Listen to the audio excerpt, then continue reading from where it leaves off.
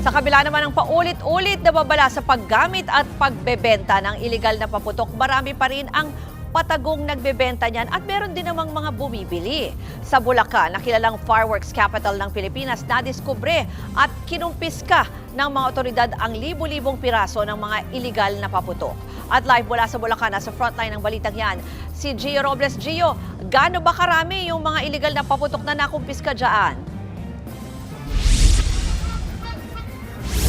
Ruth, umabot sa higit 30,000 piraso ng iba't ibang klase ng mga iligal na paputok ang nasamsam at sinira ng mga otoridad dito sa Bulacan. Karamihan dyan, 5-star, Piccolo at Kabasi na tahasan pa rin umanong binebenta sa ilang pamilihan sa probinsya.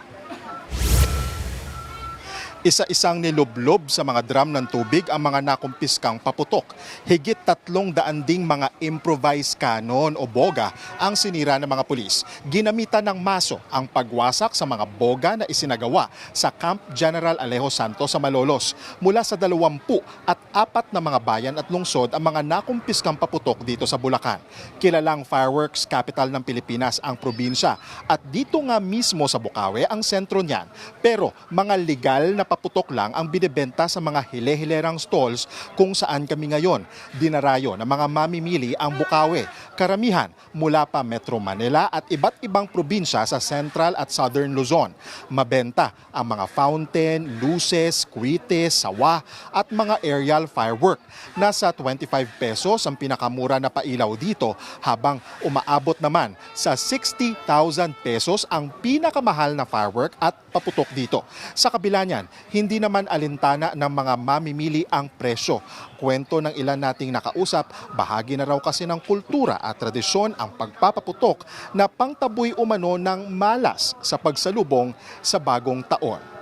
Ruth, mahigpit ang seguridad na ipinapatupad sa mga stalls dito sa Bukawi na nagbebenta nga ng mga firework at mga paputok. Ito yung sitwasyon ngayon sa ilang stalls dito as of 2:49 ngayong hapon. Kung makikita nyo ay dagsa yung mga mamimili na naghahabol nga makabili ng mga pailaw, ng mga legal Itong mga legal ulit po sa mga nanonood sa atin, legal o mga pinapayagan lang po ng mga paputok at pailaw yung binebenta dito sa mga stall sa may Bukawi. Kung makikita po ninyo, ayan po yung mga mamimili sa oras na ito. Maya-maya yung pag-iikot ng mga pulis dito sa mga tindahan at may naka-standby din na truck ng bumbero. Bukod sa mga paputok at mga pailaw, patok din dito ang mga turotot at ibang pampaingay na mas ligtas gamitin sa pagsalubong sa bagong taon. Ruth, balik sa'yo.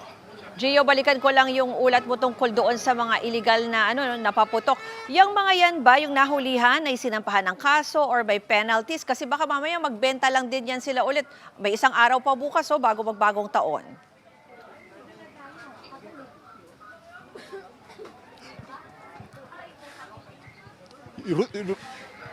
Ruth, yun yung hinihintay natin ngayon sa mga otoridad kung ilan nga doon sa mga nakumpiskahan o mga nakuhanan ng mga illegal na paputok ang kanilang hinuli at sinampahan nga ng kaso. Pero most probably dahil ito ay nasa batas at illegal at dahil mapanganib nga yung pagbebenta ng mga illegal na paputok gaya nga ng 5-star, Piccolo at maging yung paggamit ng boga ay most probably nga ay sinampahan sila ng mga multa at maging yung mga possible na imprisonment.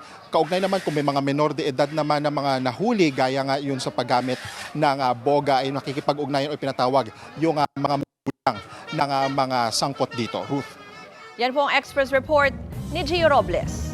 Mga kapatid, Ruth Cabalpo, para sa mabilis na pasada ng mga balitang dapat niyong malaman, mag-follow at mag-subscribe sa social media pages ng News 5.